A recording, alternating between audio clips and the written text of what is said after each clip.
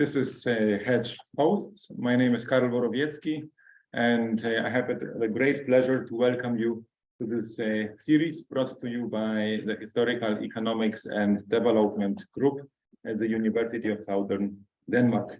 And the series invites some of the most prolific writers and thinkers, both inside and outside academia, to present their work and demonstrate the relevance of historical developments on societies nowadays. And it is also my great pleasure to introduce Cormac Ó Gráda, particularly big pleasure having been his, one of his many students some time ago. Cormac is Professor Emeritus of Economics at University College Dublin, a prolific writer on, as most of us know, a history of the famine, economic history of Ireland, among others. His books, and there are many of them, I counted at least 7 important ones, and more than 60 articles are published by some of the finest publishing houses, top 5 economics journals, top field economic history journals. Hence, no surprise that the recognition in academia is big. Also a long list here, but let me just mention one, the gold medal from the Royal Irish Academy. But I think what is also impressive with Cormac is his recognition outside academia. In Ireland, the name of Cormac Ó Gráda is pretty much a household name. And actually one joint acquaintance here describes Cormac, and let me cite this as I fully agree with this. Cormac is one of the nicest men on this planet, in the top 0.00001%. The format of HEDG Hosts is so that the word will be over to you for 45 minutes, plus minus, and then we will have a question and answer session. Please type in the questions into the Q&A chat, and this will be moderated here by us. Thank you. Good. Well, I'm delighted to be here. Thanks, Karol. This is a talk in part about the Irish in New York and elsewhere in the US in the mid-19th century. It's in part to talk about a savings bank, and if you like, the link between the two and the way in which the savings bank archive, which I'll describe in a minute, can be used to tell us about the Irish in the States. And these are the famine Irish, in part, people who left Ireland during and in the wake of the Great Irish Famine of the late 1840s. So let me begin with savings banks, that part. Now this isn't working for us. This is why. Okay.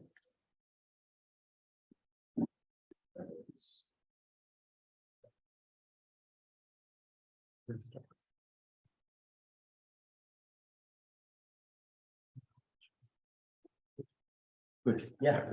Yeah. So this here is the first savings bank. It's in Scotland, and it was set up, as you can see here, in 1810. And this started a craze for savings banks, first in Britain and then all over the place. And it caught on in the States very quickly. In Ireland, you have the first one in 1816, like I have here, by the end of 1818, there are 500 of them in Britain. So they were seen as a way of getting the poor to save. That was the idea. The notion was that the poor were kind of improvident and weren't like squirrels, so that they would become dependent on the poor law if they weren't somehow given an incentive to save.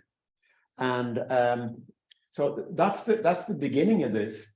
And even people who were very much for small government were prepared to make an exception and to argue that this is an area in which the state should intervene. So very early on, and this is in the period of high laissez-faire, you have both Malthus and Ricardo getting involved themselves in the management of saving banks, both in London and in the case of Ricardo, near where he had his country home in Gadsden.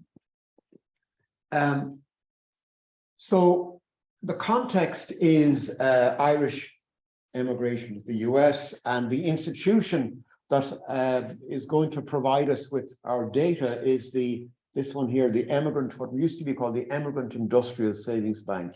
It's now known as the Emigrant Savings Bank and has been for a long time. It survives, although it's no longer independent. It's part of a big conglomerate. I was in New York. I happened to be in New York in the 1990s when the archive, if you like, was discovered and saved. There had been a takeover. People had no interest in the history of the bank, so they wanted to throw the stuff out. But a historian in New York, whom I knew, managed to salvage a lot of the material, and it was deposited in the New York Public Library. Some of it stayed in the HQ. I'm not sure if it's still there or not. But what concerns me here is material relating to the first 8 or 9 years of the bank. It was founded in 1850 in New York, at the behest of the Catholic Bishop of New York, and he got middle-class Irish people to support the creation of this bank, to help immigrants save, to help them send money back to Ireland to their relatives and so on. So that's the context. Now, the thing is that the archive is extremely rich, and I would probably say unique. It's the best source on the Irish in New York at this period, or maybe for any period. Like I say, it was the material I'm talking about here was deposited in the New York Public Library in the mid-1990s, and I've been dabbling in this material ever since. It's never been a unique or a main preoccupation, but I've worked on various aspects of the bank with different people. And, you know, it's been used to look at the savings behavior of people, at networks and niches among the Irish community, panics. And so now the interest is using this material as a window on how the Irish in New York fared in terms of social mobility. And this involves linking the bank data with census data. So it involves talking in a little while about census matching algorithms, which some of you will be familiar with. Anyway, it's flavor of the month at the moment among some economic historians. So the context is a growing savings bank movement in the US. That starts very early, but there is a kind of a boom in the 1850s, and several new savings banks are set up in New York City. And the Emigrant Industrial Savings Bank is one of these. It's not the biggest, but there are 18,000 accounts open by the time there are no longer data. And most of those are unique. They're sent for individuals rather than joint accounts. And 11,000 out of 15,000 are of Irish-born people. And they're the people we're going to be interested in here. Again, just to give you some sense of the way savings banks operated, 1/3 of the account holders are women. The median duration of an account is really not that long. It's 3 or 4 years, and people don't go to the bank incessantly. The mean number of transactions is 4 per year. What you get, and we'll have to go into this in more detail, is a broad cross-section of the Irish community. And we would argue that it's pretty representative. It's not perfect.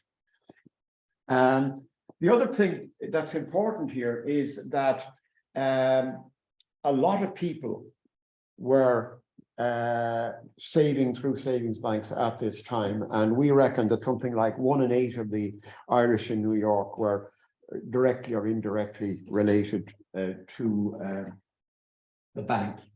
Now, so this here is a house on Baxter Street in New York, a tenement house in the 1850s.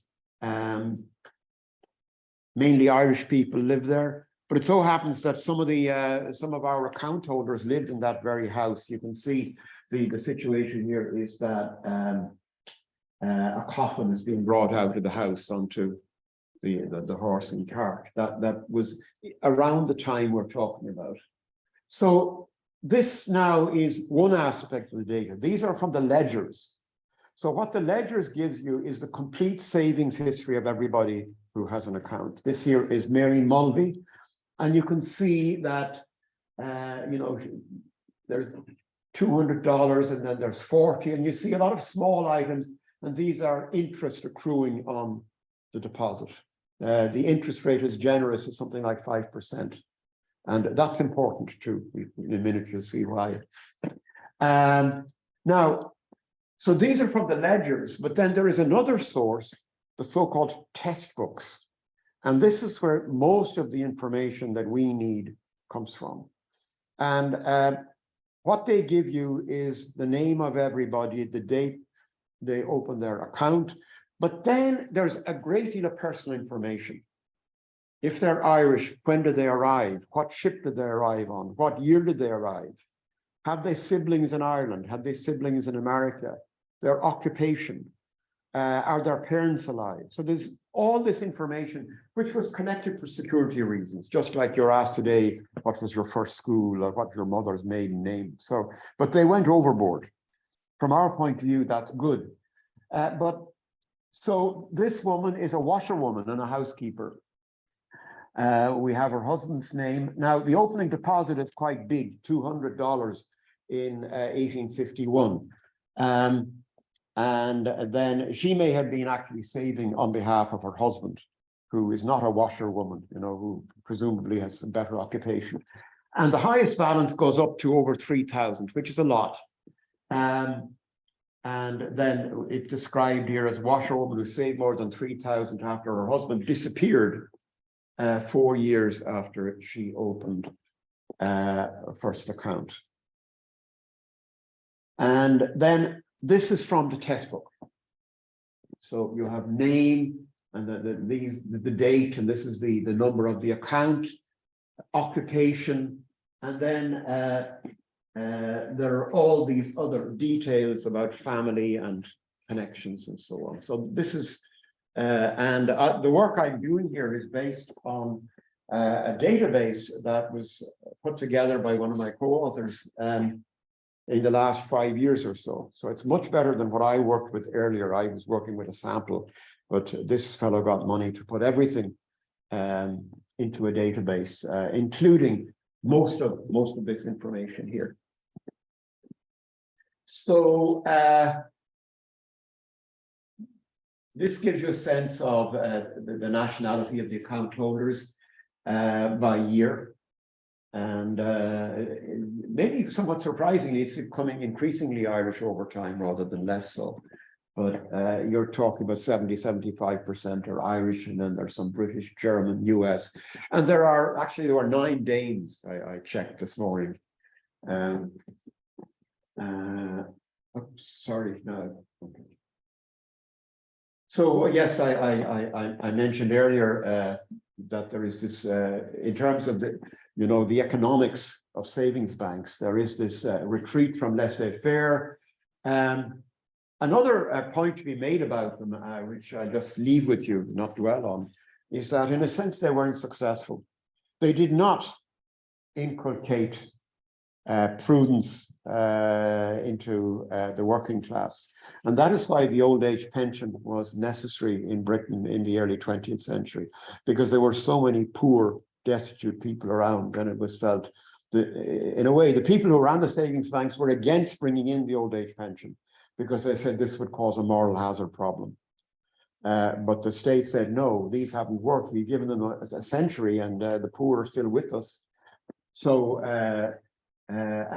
like the evidence for that was in the social surveys of Booth and Rowntree in London and York, the 1990s. Another point about the savings banks is that they produce another unintended consequence, and that is that they are focused on the poor. That was the idea. But the rich benefit. The high interest rate attracts the rich. If you deposit money in a commercial bank in the early 19th century, you got no interest or a very, very small amount. 5% is not to be sniffed at. Now, the banks tried to control this by placing maximum amounts on deposits, but the Emigrant Savings Bank did not. It was kind of, it almost, you might say, encouraged better off people to save because that increased the reputation of the bank. And it also may have given them some insurance against panics. I mean, in that the poor are less informed and they're more likely to panic when they hear rumors than the rich. But for whatever reason, you get people like this. I'm just going to show you kind of pretty random examples. Peter Sweeney is well known in New York history. He was a member of the Boss Tweed gang, corrupt politicians. And he deposited $1,200 in the bank in 1858 and removed it 3 weeks later for unknown reasons. And then you have various other politicians and property developers who are not necessarily Irish born. The next two are American. And then Mary Snowden is Irish. Anne Kelly ran a dry goods store in the 19th Ward, deposited $4,000. To get today's money, you would maybe multiply that by 100 or more. So it's maybe probably more really. There's some more, and you come across some kind of unusual celebrities of the day. There's this famous opera singer who did a tour of the US, and he used the bank simply where the money would be safe, and he took it out when he was on his way back to Europe. And then you have the likes of this guy here, a miner from Germany who had been out in California and made a lot of money. So he deposits a huge amount, 4,600, and he removes it a week later with no further transactions in between. And then another miner, Christopher Nelson, I'm not sure, is he one of the Danes or not? He could have been. No, he's from Hanover. He joins with even more and withdraws it with Martin. So, you know, you have subplots in the history of the bank. Okay, so this is another way in which we have used the bank. This gives you at parish level where the migrants are from. And this gives you a level of detail that has never been available before on Irish emigration. And this is people who had arrived in New York before the famine. And these are people who arrived during and after the famine.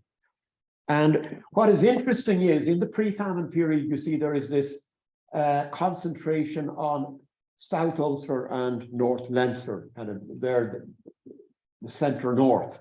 And you can see there is some persistence during the famine period. That area is also important during the famine.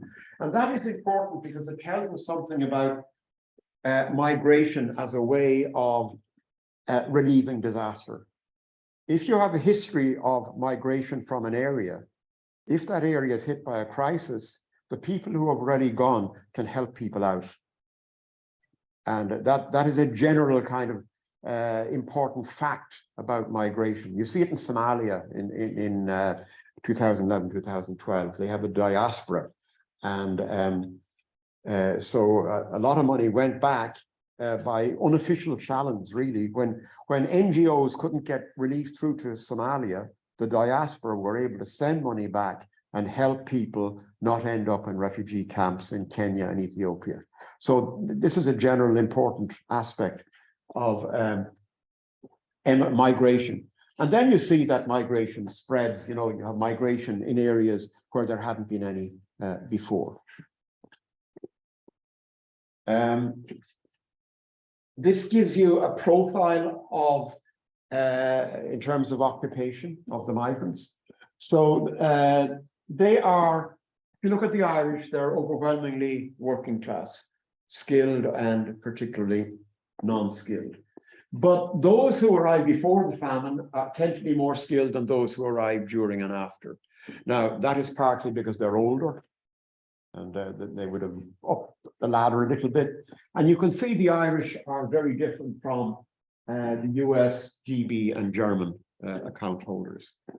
They're much more an underclass than the others. I should mention in passing, like I've been working on this for ages. So one of the things that you can use the data for is the issue of who panics when there is a panic. And you compare those who panic, and by that we mean people who close their accounts, with those who don't panic. And you can kind of see, are there systematic differences? And if there are, that give you some idea of what causes bank runs. And in fact, when we did, I just did this work with Morgan Kelly and Eugene White about 20 years ago. But in those days, we were citing Diamond and Digvig all the time, the guys who just won the Nobel Prize, because the work they're best known for is in this area.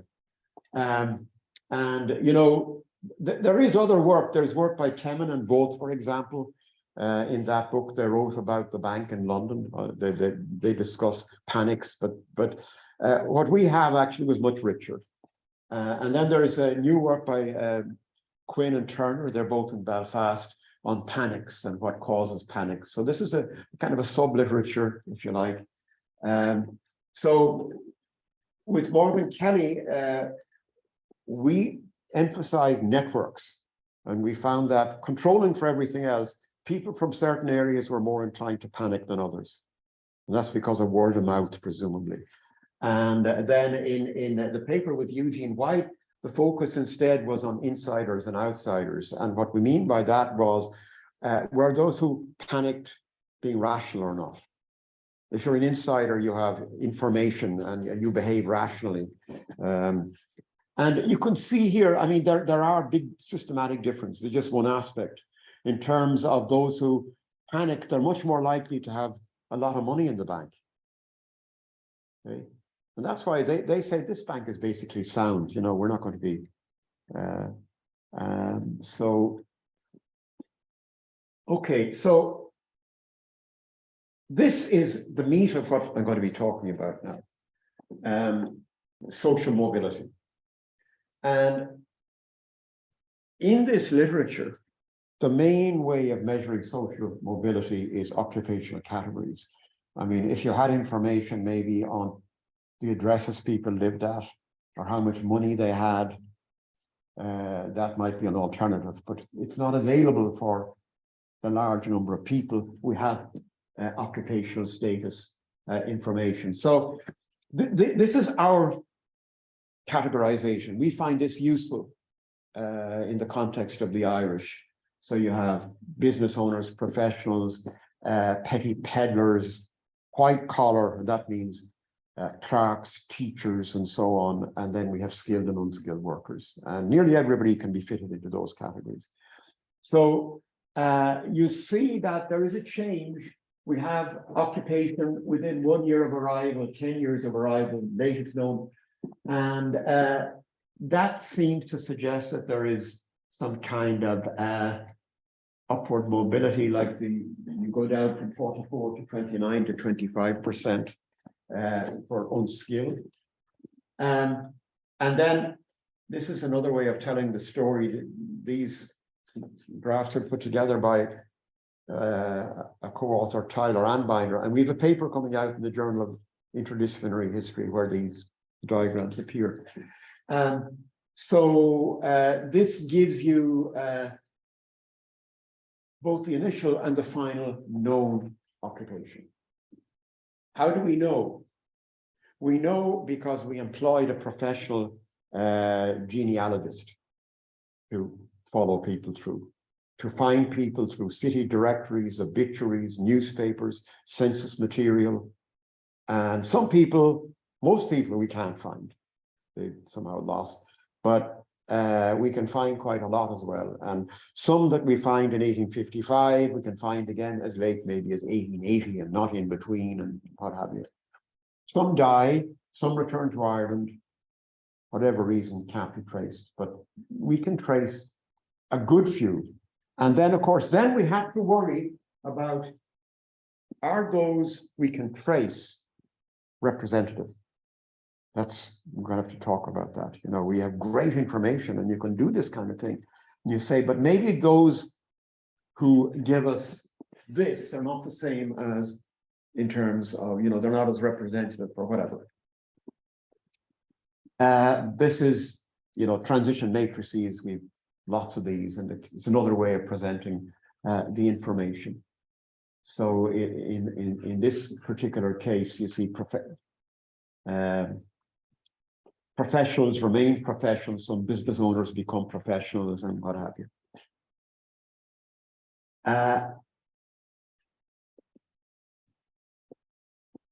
We're using the census a lot. And the algorithms I'm going to talk about, of course, their basic source is the census. One thing we argue they don't pay enough attention to is how dodgy the age reporting in the census is. And we were, focusing on the Irish. And this is the kind of, this is different from the 1870 census. And you can see that there are lots and lots of 50s and 40s and so on, far more than you would expect if the data are reported accurately. There's a great deal of that.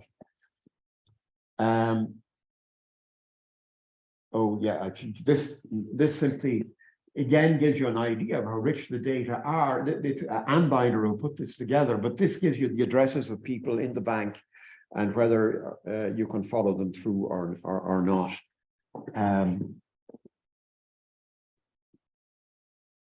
How representative are they? This is the first pass. We can compare our account holders with the New York census of 1855. Focus on males only. And I should say that the rest of the talk is going to be mainly about males only, because it's hard to trace women through the census. But here you have, on the one hand, the bank customers, and on the other, the census. And they're different. But I think what struck me when I did that first is how similar they are. They are telling you that this, these people who opened accounts are rather representative of the population as a whole. And there are lots of blue-collar, poor people among them, almost as many as there are in the population at large. So that is reassuring to begin with. Now, the next thing to say is that we can follow people through with the genealogical approach. And the thing about that is that it is the gold standard in terms of accuracy. The woman who did it for us, professional, she doesn't make mistakes. And she uses all kinds of checks. She would look at somebody in 1860 in the census and 1870, and she will use kids' names, for example. Do the couple, do their kids have the same names? Are the age patterns correct? If not, if in doubt, no. Say can't link them. So it's very, very high quality. Now, we get results from that in terms of, like you saw there, that's transition matrices and so on. But you have to say, is this okay? And we thought that by checking, we would go the census linkage route using the algorithms that are out there. Okay. And so that is what is in the first paper here. So I'm going to be talking about this material now. This is with Tyler Anbinder, Dylan Connor, who's an Irish guy who works in the States. He's kind of a geographer, really, and Simone Wegge, who's an economic historian. And then there's a paper just with Anbinder and Wegge, that the one I mentioned, that's coming out in the JIH. And then Connor and Anbinder and myself are doing another one on census linkage, and that's in progress. But there's enough so that I can talk about it a bit. So the first thing that I should say about linking and not linking using the professional genealogist is you find this kind of pattern. So these are linked and these are not linked. And you see that you're more likely to be able to link professional and business people than unskilled people. So the ratio there is, you see, 2:1 down to, that's what that is telling you. And you might say, that is something you can correct for. If you know the bias is something like that, well, then fine, you can adjust for that.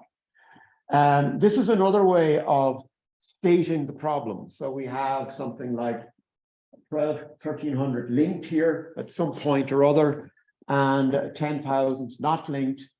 And you can see the age is a bit different, not much, but those we can link, have bigger opening deposits. The median duration of the account is longer, and so on, you know, so things like that. And portion of female is much lower among the linked, and that's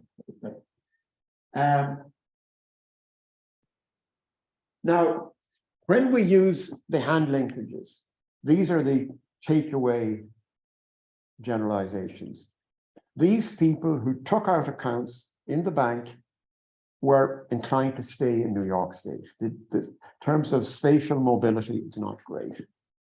Most remained over. We're now going to look at them. Focus from now on has been 1860 and 1870.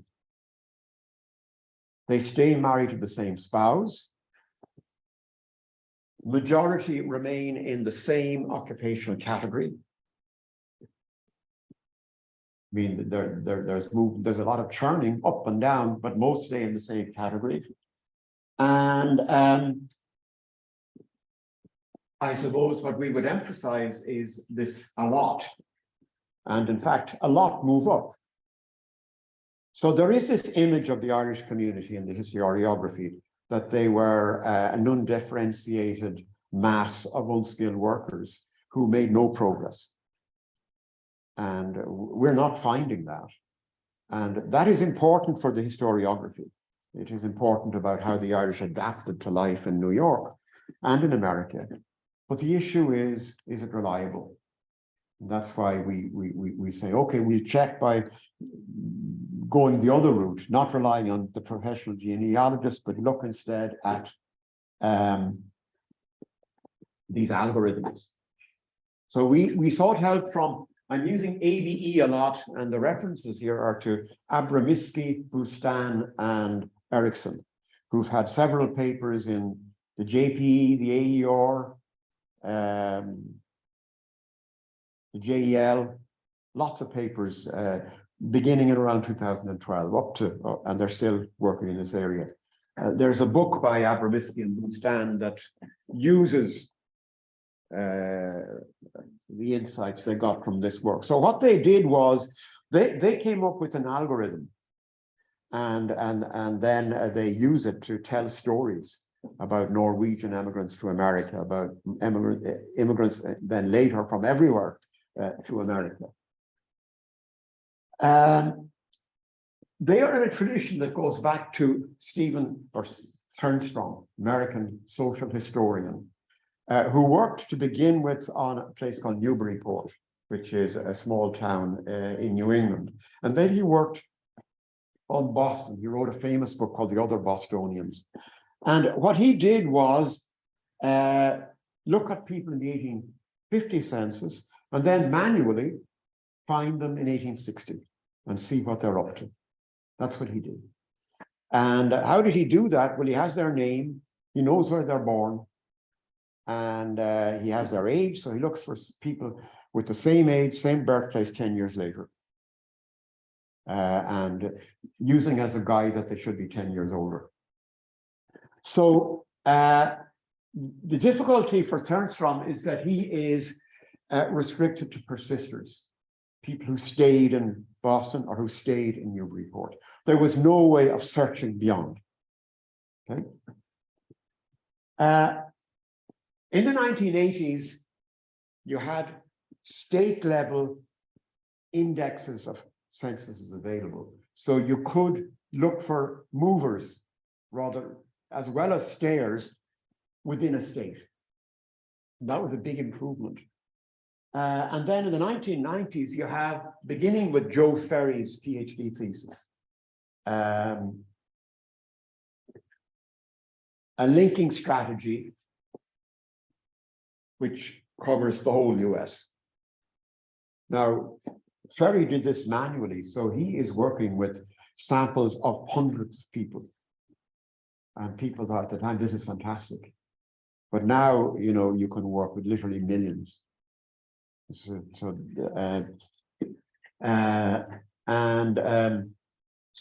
the Irish are prominent in all this work, and they do not do great for the most part. Very compare the Irish, the English, and the Germans, and the Irish are the least upwardly mobile. And then in the early teens, you have Abramitsky, Bustan, and Ericsson, and then lots of other followers who develop a variant of the Ferry algorithm. Like Ferry is doing what Turnstone started doing. You use very little information. So it's very economical in terms of the data you need. Birthplace, age, and name. So that's what you have here. Now, on the age gap, it's important to realize that they allow for some flexibility. The ABE algorithm says, well, look, let's look first of all for people that are 10 years older. But then if the name is the same and the birthplace is the same, if they're 11 or 9 years older, that's okay. And they would then allow in people who are 8 or 12 years. So instead of it just being 10, you have between 8 and a 5-year window, if you like, that they're happy to work with to increase the number of people they can match. You know, so you have both censuses, and you start off with, say, the Irish born in 1860, and you look for Irish born with the same names and with more or less the right age difference. So that's how it works. But this is, first of all, why it might not work that well. And I will say that this applies more to the Irish than to others. But you can't say, oh, you know, forget about the Irish. This works for Norwegians, or it works for Italians, or what have you. So this is using our material. So we match people using the genealogical information. And so this is between 1850 and 1860, and so 3. And what you find is here, there are 404 here you identify, and half of them, the age gap is between 8 and 12. Our genealogist has identified twice as many, but the age gap is, and she knows it's correct. They might be like 32 in 1860 and 46 in 1870, but they're married to the same woman. Their kids are exactly right. So she can say and convince me and us that the problem is in age misreporting, not in her doing her work wrong. So there's an awful lot of that. And I'll give you some examples. So you see that because of age heaping and age misreporting, half or more escape under the radar. You're not going to be able to find them using the algorithm. You will simply ignore them. And of course, that means you will look for other people instead of them. And very often you will pick the wrong person because you are dismissing these people because you ignore the problem of age misreporting. Very serious, as we'll see. So what you have here is type 1 errors, false positives. You identify the wrong person and you go with it. This is a niggling issue in the literature, which Abramitsky and Bustan are trying to play down. But there is a paper by Martha Bailey and others. It's out in the JEL now, and she and they make a big thing of this. It's also a worry with Ruggles, who is a demographer in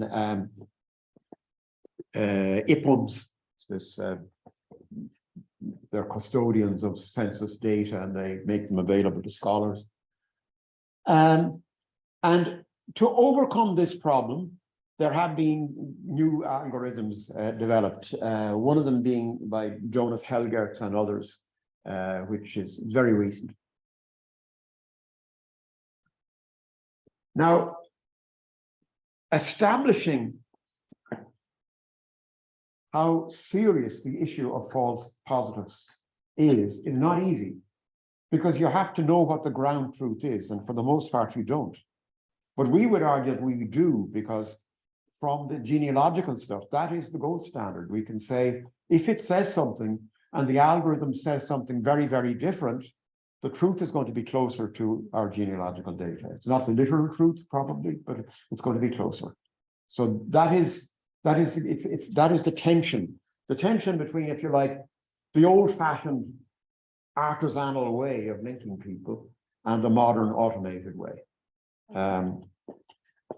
So what we're doing is pitching what I describe here as high-quality hand-linked data against automatically linked data. Now, here are a few examples. You have two individuals here. They're, in both cases, they're teachers, James Crowell and Michael Corr. And this is in 1860, and this is in 1870. And you see that James Crowell he's fine. He's married to Rosanna Crowell in both dates. There's a 9-year difference. He's 34 and 43. But then you look at Michael Corr, who is 60 in 1860. We find a Michael Corr who is 70, but he is almost certainly not the same person. This is more convincing. What we have here is two Catholic priests in 1860. So start with Timothy Farrell. He's age 41. We found Timothy Farrell here, age 50. But in 1870, he's a tailor. And this second guy, James McGuinness, 10 years later, he's no longer a priest. He's married to Elizabeth, and he is a belt maker. Now, those of you who were brought up Catholic, and you don't have to be, I suppose, know, basically, in the 19th century, once a priest, always a priest. So you can be 99% sure that these are false positives. But there are lots of them. And one little exercise we did was look at all the priests and doctors and lawyers in our database. And more than half of them are falsely matched over the decade. Including this individual here, who's the second bishop I'm going to mention. This guy here was Bishop of Cincinnati, and he was a big player in the American Catholic Church in the 19th century. He even features in a novel by Willa Cather called Death Comes to the Archbishop. He's a bit player, but he's well known, and he's a very kind of aggressive defender of Catholic interests. But in the ABE database, which we generate, he moves from Ohio, Cincinnati, to Pennsylvania, and he quits the clergy. Now, why does that happen? Because his name is John Purcell, and there are 3 people of that name, or variants of that name, in 60 and 70. And because their names are spelled slightly differently, if you find people, the names are identical, AB algorithm forgets about them. But if they're slightly different, it doesn't. And so when you realize that, what they do is they match not with the proper bishop who's in the census in 1870, but his name is spelled slightly differently. They match him with somebody else. Now, this is more evidence that there is something fishy about the way the algorithm works. So what you have here is two variants of the ABE algorithm, the standard and the conservative. The conservative is supposed to make false positives less likely. So the condition for accepting the link is a bit more rigid. So what you find is, and I'm looking at people here by age and whether they've changed state or not. And you might be inclined to say, well, the older people get, the more likely they're going to stay put. Or, the older you are, the less mobile you are. And you find a little bit of that, but still, people aged between 50 and 59, according to the ABE standard algorithm, 59% of them move state over the decade. The conservative one reduces that to 50.5, whereas with our data, it's about 6%. Now, I will say that most of those people who move are false positives. They shouldn't be in there. Again, if you look at using information on the wife,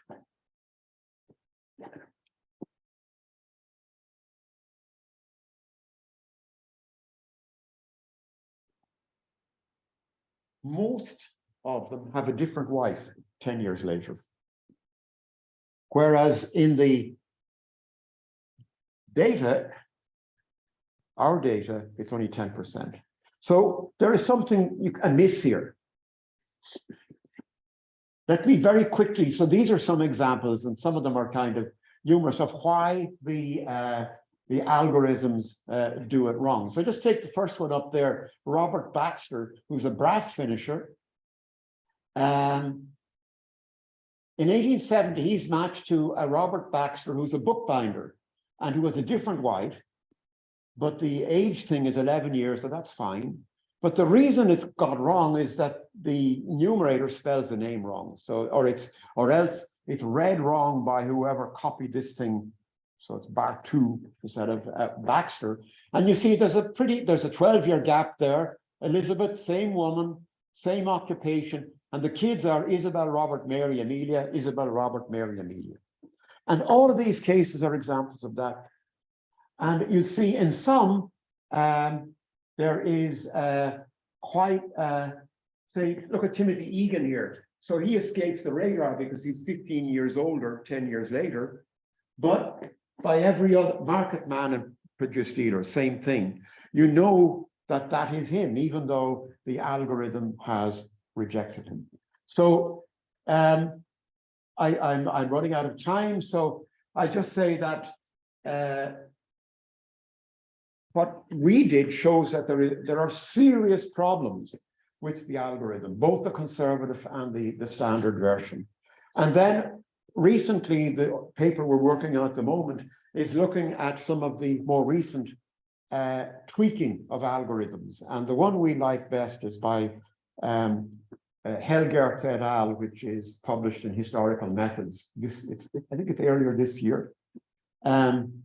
So this gives you some sense of, living in the same state.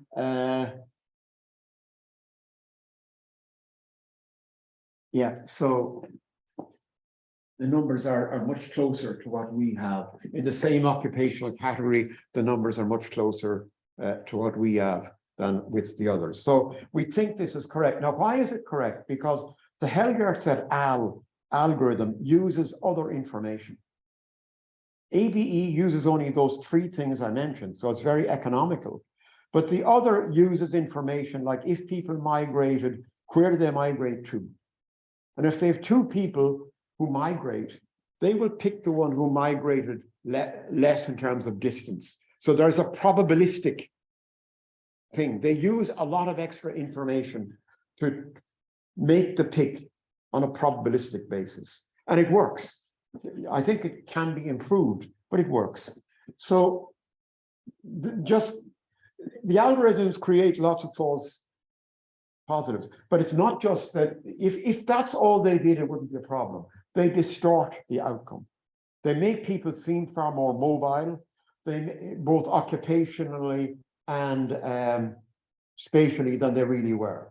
So they distort the truth in a very dramatic way. And it's also true that they tend to underestimate the amount of upward mobility there is in the case of the Irish.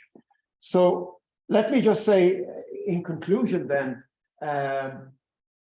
about the bank data, like what's good is that it gives you a lot of information on these things, but it also contributes to broader literatures on gaming the system, on bank panics, and on census algorithms. So there you are. I had to rush at the end. But Thank you so much. Thank you. All right, we have some questions in the audience. Would you? I can take these. Yes, you take this. And if there are questions from the audience here, I'm also happy to take it. Anthony, yes. Yeah, so I'm very interested about Cormac. I want to come back to, I guess, the first part of the talk on the savings bank data. I was kind of curious, like what the savings banks were doing, a little more detail on trying to incentivize poor to save beyond the, offering this interest rate. That I feel like there's more sort of informational barriers, things like that to. Yeah, I mean, one other way in which they tried to reassure the poor is that they were limited on what they could invest in. So in the case of the British initial banks, they invested in the national debt, basically. In the US, it varied state by state. In some cases, they might be allowed, say, invest in railway bonds or in state bonds, but not in real estate. The New York Immigrant Savings Bank, actually, they did allow real estate investment. So it varies, but the idea was to reassure the poor that their money wasn't going to be placed at risk. That was the idea behind that. I mean, another thing they did to try and stop people from panicking, I guess, was if you withdrew within the year, then interest that would be accruing in the next 6 months you wouldn't get. So there's slight little penalty for early withdrawal. So it worked. It didn't work perfectly. I mean, one of the difficulties with the literature on savings banks is that an awful lot of the histories of savings banks are written by former managers of savings banks, and they tend to be a bit hagiographical, and there are aspects of the history that it's one of failure, you might say, as well. Yes, I just didn't understand, but you said, I understood why you said this linking overestimates social and geographical mobility, these false positives. But then you also found underestimation of upward mobility for the Irish. Do you have any idea how those two things go together, or why that was? Yeah, in fact, those who, it's not straightforward, because those who move state tended to move up more. Mm-hmm. It's not a huge thing, but that is true. So what exactly is producing that? I mean, I suppose if I were to argue against myself, I might say, oh, maybe it is that the algorithm, the genealogical approach exaggerates the upward mobility, but even allowing for the thing in the way of the biases I talked about, the upward mobility with the algorithm is less than with the genealogical data. Yeah, so that's where you get it. I understand, I guess, why the algorithm exaggerates mobility. It makes sense you're adding in noise, but then I would expect you to see more upward mobility with the algorithm in the savings bank and the genealogical data. Yeah, well, you don't. You don't. No. And you find an awful lot going down as well. Yeah. Just huge amount of churning. Mm-hmm. Yeah. So do you know? So I guess one thing I would think is the sample in the bank is not exaggerating, but it's selecting on people who stay in a successful way. Yes, is that true? To some extent, it is, but what I suppose the algorithm doesn't allow for is that a high proportion of people either leave the country or die. And you have those, and then you have those whose ages mean that they're not going to get caught. So you have two groups who are not going to be considered at all by the algorithm, and they will look for others instead. So I'm not sure what, exactly how that is going to bias the stuff, you know. Like not that many return to Ireland, but lots die. Like I try to calculate, you know, life expectancy in New York in the 1850s is not fantastic. We have some comments also online. This is from Paul of Duba. There's firstly that it's very complimentary. You're famous for extracting information from the most unlikely sources and for challenging the conventional wisdom. Both of these traits are well brought out in this session. And then they go on to ask, is there additional information available from Irish language sources over that from English language sources in the context of the Great Hunger? Well, the answer is that I probably should know, and if there were, I would know. And then I would say no. So, yeah, I don't think so. And particularly, you know, that kind of information is going to be, if it exists, it's going to be qualitative rather than quantitative. So I would, yeah, I somehow doubt it. We are running slowly out of time, but still have just enough time perhaps for one or two last questions. I have also one, if I may begin. So your very nice bank data overrepresents business owners and entrepreneurs. Yeah. And I wonder if you have some intuition, why is this the case? Is it the case of self-selection? So people with a business-oriented mind open bank accounts for whatever reason, or does the account ownership make people more entrepreneurial because maybe the incentive of saving kind of changes? Yeah, I think it would be great to know, because in this case we could maybe come up with policies, right? So the short answer is that I don't know, but I should point out that business owner here means not kind of capitalist employing dozens or hundreds of workers. They're mainly self-employed people. You know, they're petty capitalists. And most of them don't move beyond that. You know, some do, like become very successful. But maybe business owner is a little bit of a misleading way of describing them. And the last question. Yeah, thank you very much. I'm just curious, why the bank was established in 1810 when there was such a mess in Europe in terms of Napoleonic Wars? And I'm not sure that 5% of this particular year or a couple of years afterwards was that appealing to people. Yeah.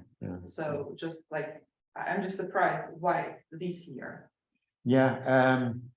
Well, I mean, that first bank was established, like I said, in Scotland.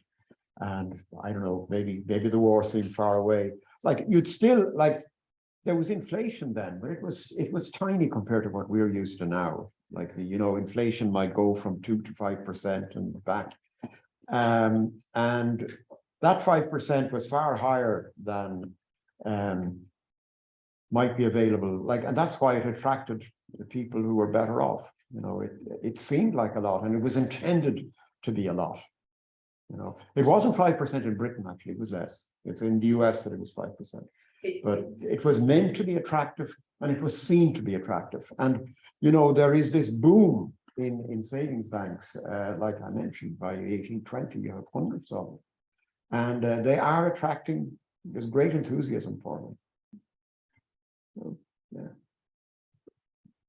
This was HEDG Hosts with Professor Cormac Ó Gráda. Thank you so much for joining us here, and see you again, I guess, at the next HEDG Host. Thank you. Thanks.